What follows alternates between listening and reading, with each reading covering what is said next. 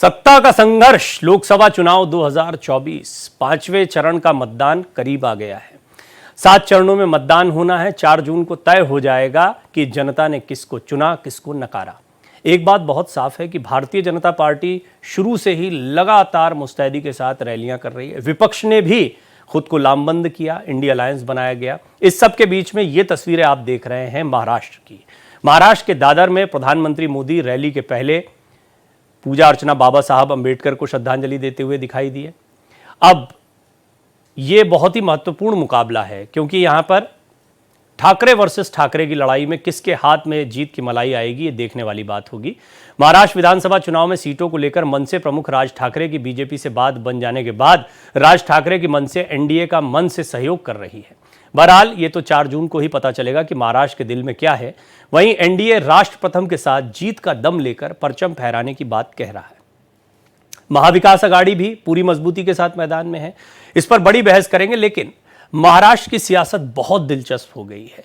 अगर आप सभी स्विंग स्टेट्स को देखें, जिनमें खासतौर पर बिहार, पश्चिम बंगाल, उत्तर प्रदेश, ये राज्य तो हैं ही जहां पर क्षेत्रीय दलों का बड़ा बोलबाला रहता है। ओडिशा को भी आप ऐसा ही मान सकते हैं, बीजेडी एक समय पर बीजेपी के साथ। लेकिन महाराष्ट्र की राजनीति इसलिए दिलचस्प हो जाती है क्योंकि यहां पर जो विपक्ष है उसका एक बड़ा धड़ा एनडीए के साथ में है। राज ठाकरे बहुत ही महत्वपूर्ण किरदार हैं अगर महाराष्ट्र की पूरी सियासत को देखा जाए तो।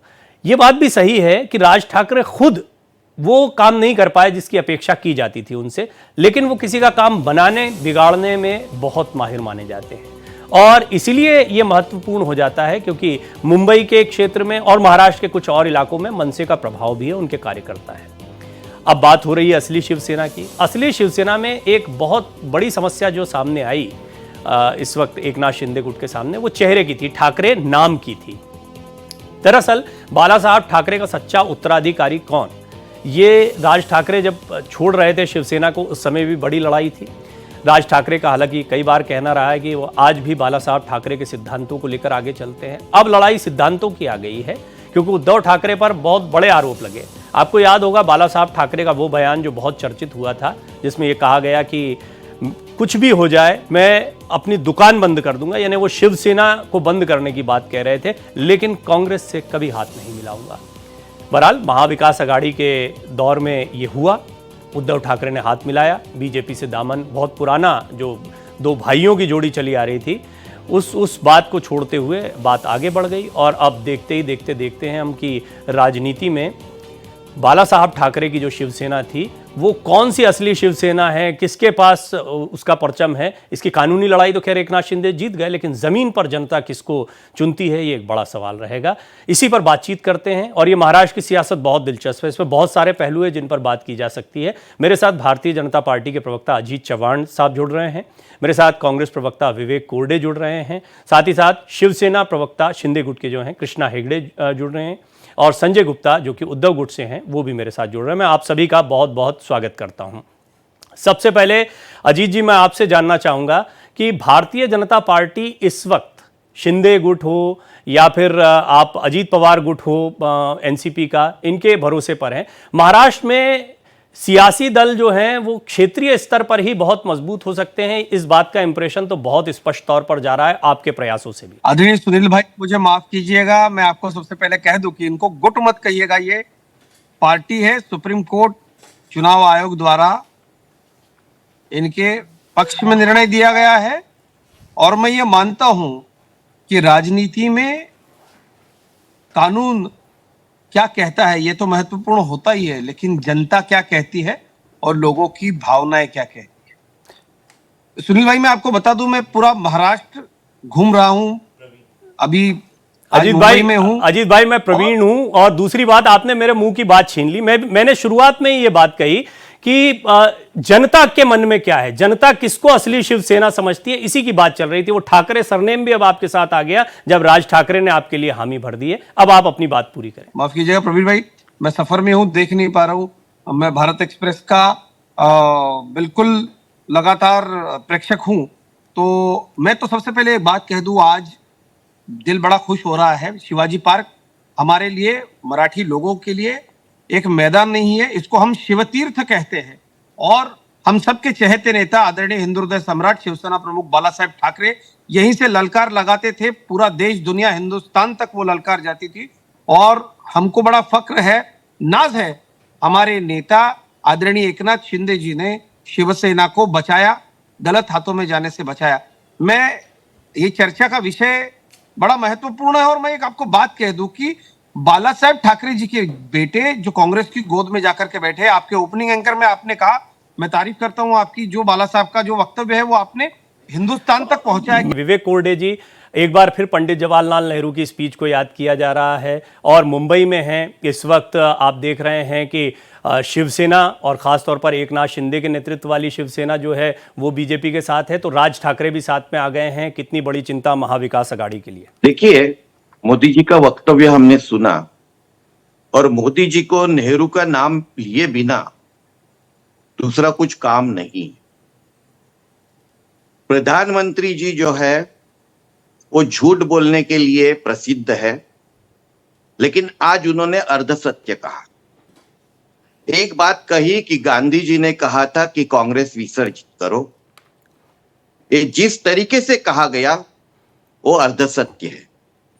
गांधी जी ने यह कहा था कि भारत के स्वातंत्र्य को हासिल करना ये कांग्रेस का ध्येय था, वो ध्येय अभी पूरा हो चुका है, इसलिए कांग्रेस की पुनर्रचना करनी चाहिए, इसलिए कांग्रेस की घटना समिति वापस तय की गई थी। लेकिन जो लोगों का गांधी के राज को विरोध था, उस विचारों के लोगों ने, हिंदुत्ववादी विचार के नथुराम गोडसे एंड कंपनी ने, गैंग ने गांधी जी का खून किया। बाकी प्रधानमंत्री भाषण तो बहुत अच्छा देते हैं। उन्होंने शुरू में ही कहा कि बंबई नगरी सिर्फ सपना नहीं देखती, सपना पूरा करती है।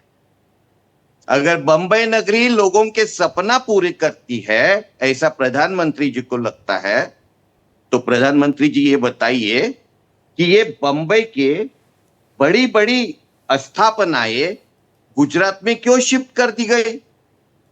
क्यों हीरा मार्केट, डायमंड मार्केट गुजरात में शिफ्ट कराया गया? क्यों आईसीएफसी गुजरात में लेके जा रहे हैं? और बंबई ये मराठी लोगों की है। इस बंबई में कुछ इलाकों में मराठी भाषकों को इस इलेक्शन में प्रचार क्यों करने नहीं दिया गया? और बंबई के कुछ इलाकों में जो लोग मटन और मछली खाते हैं, जो पहले चरण के बाद हमारे प्रधानमंत्री जी के भाषण का अंश था, वो खाने वाले लोगों को, हम मराठी लोगों को उन बस्ती में बसाया क्यों नहीं? बढ़िया, आपने मेरा काम बहुत सहज कर दिया, मेरा काम सहज कर दिया आपने भाषण से अपेक्षा। जी जी जी अजीत जी, फटाफट स्पेसिफिक कुछ पॉइंट हैं और कोरडे साहब ने बहुत ही व्यवस्थित तरीके से कुछ बिंदु रखे हैं, तो आप जरा उनका जवाब दें। अजीत जी।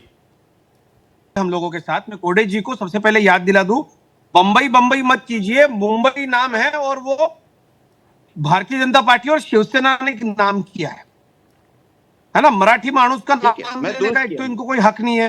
इनकी सत्ता रहते हुए मराठी मानुस कहां से कहां चला गया। आप जब नेशनल चैनल पर आकर बात करते हैं तो मुंबई का नाम मुंबई लीजिएगा साहब, अब ये बंबई या बॉम्बे नहीं है, ये मुंबई है।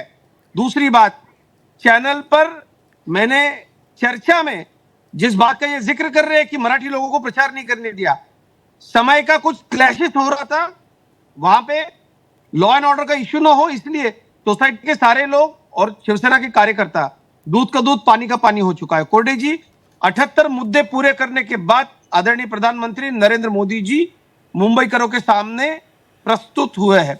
आज डॉक्टर प्रवीण जी, मैं बड़े विनम्रता के साथ हिंदुस्तान की जनता को यह कह दूं, सबसे बड़ा भारत का ब्रिज अटल सेतु, जिसको देख करके हर्षोल्लासित हो रहे मुंबईकर। इनके पृथ्वीराज चौहान सीएम थे, कांग्रेस और एनसीपी में इतनी ज्यादा नोकझोंक थी, ठीक है, इनकी वजह आपने एक एक करके जवाब दिए। एक महत्वपूर्ण मुद्दा और रहता है, तो मैं आपके ही सहयोगी हैं, आपके ही साथी हैं, कृष्णा हेगड़े जी बड़ी देर से सुन रहे हैं, तो मैं चाहूंगा उनको भी शामिल कर लेते हैं। कृष्णा जी, बड़े प्रोजेक्ट्स का गुजरात में जाना जो कोरडे साहब ने मुद्दा उठाया है, ये चुनाव में भी महाविकास आघाड़ी की तरफ से उठाया जा रहा है। और जब सरकार बनी थी, जब फडणवीस उप मुख्यमंत्री बने, एकनाथ शिंदे जी को मुख्यमंत्री बनाया गया, तब भी ये मुद्दा बड़ा गर्माता रहा। तो ये मुद्दा तो एक बड़ा मुद्दा है जो जमीन पर कुछ इंपैक्ट कर सकता है। लेकिन इस सबके बीच में ये बहुत महत्वपूर्ण बात है संजय गुप्ता जी, जो एक झटका आपके लिए जिससे हमने चर्चा की शुरुआत की थी, वो ये कि क्या वैसे तो आपके साथ में हम देखते हैं परिवार का रिश्ता अलग है, राज ठाकरे, उद्धव ठाकरे साथ में भी है, पारिवारिक मामला अलग है, लेकिन राजनीतिक विचारधारा बहुत पहले से उनकी अलग रही है, इसलिए बहुत बड़ा झटका भी नहीं है। लेकिन फिर भी एक ठाकरे सरनेम जो है वो भी अब शिंदे गुट या बीजेपी का जो गठबंधन है उसके साथ में जुड़ता है, तो निश्चित तौर पर उनको जो एक कमी महसूस हो रही थी वो कमी पूरी होती दिखाई देती है। वो उनके मन की विडंबना है और ये उनकी सोच है, लेकिन ठाकरे परिवार बाला साहब ठाकरे के नाम से ही जाना जाता है और शिवसेना बाला साहब ठाकरे के नाम से ही जानी जाती है। शिवसेना ठाकरे परिवार से है, ठाकरे परिवार शिवसेना से नहीं। और देखिए, जिन बाला साहब ने बीजेपी को बनाया पूरे देश में, राज ठाकरे साहब को बनाया, एकनाथ शिंदे जी को बनाया, आज वही लोग उस परिवार के सामने खड़े हैं जिन्होंने उन्हें बनाया। बाला साहब ने देश के साथ अपने परिवार को सबसे ज्यादा तवज्जो दी, देश के साथ परिवार एक साथ रखा हमेशा, और जिन लोगों को हमेशा अपने परिवार की तरह ट्रीट किया और देश में आगे रखा, आज वही लोग उनके परिवार से सब कुछ छीन लेना चाहते हैं।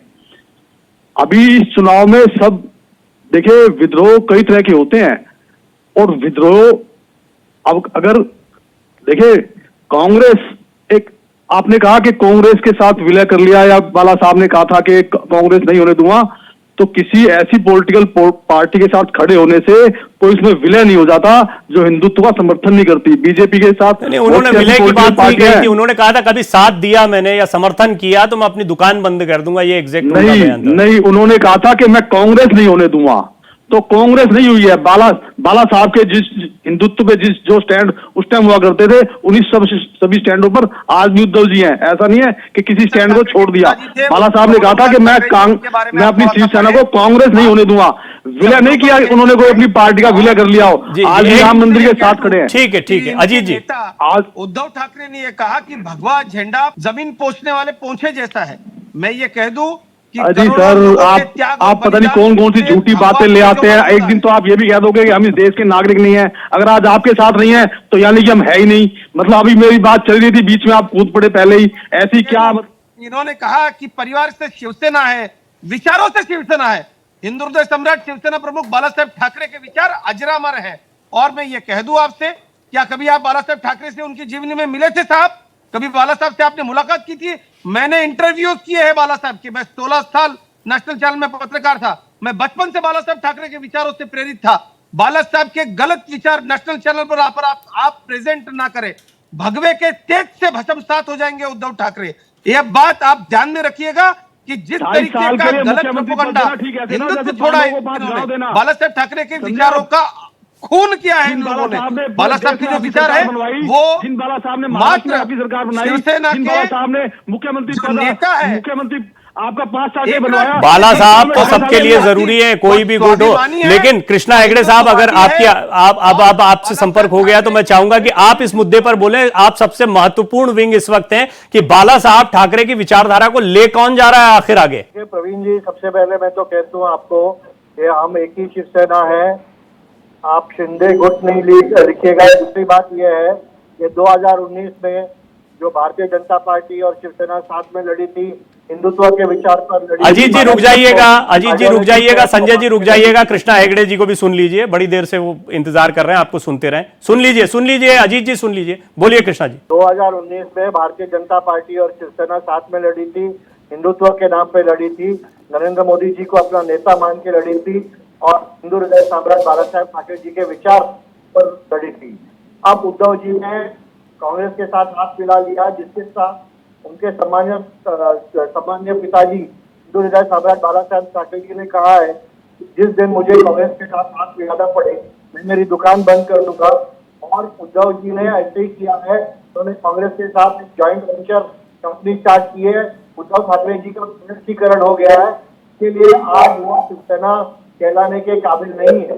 इसके लिए मोदी जी ने कहा कि असली शिवसेना है, असली शिवसेना ये है जो चित्त में ठीक है। जनहित में एक बड़ा इंपॉर्टेंट सवाल विवेक कोरडे साहब आपसे भी बनता है, क्योंकि एक तरफ आपने नाथूराम गोडसे का जिक्र किया, लेकिन सावरकर जी के विषय में कुछ कहना आपके लिए भी बड़ा समस्या का विषय है, क्योंकि उद्धव गुट भी उस पर कुछ नहीं कहना चाहता है। और दूसरी महत्वपूर्ण बात यह है कि बाला साहेब की जरूरत दोनों गुटों को है। आप देखिए, दोनों गुटों से मेरा तात्पर्य यह है कि महाविकास अघाड़ी को ले लें, एनडीए को ले लें, दोनों को जरूरत है।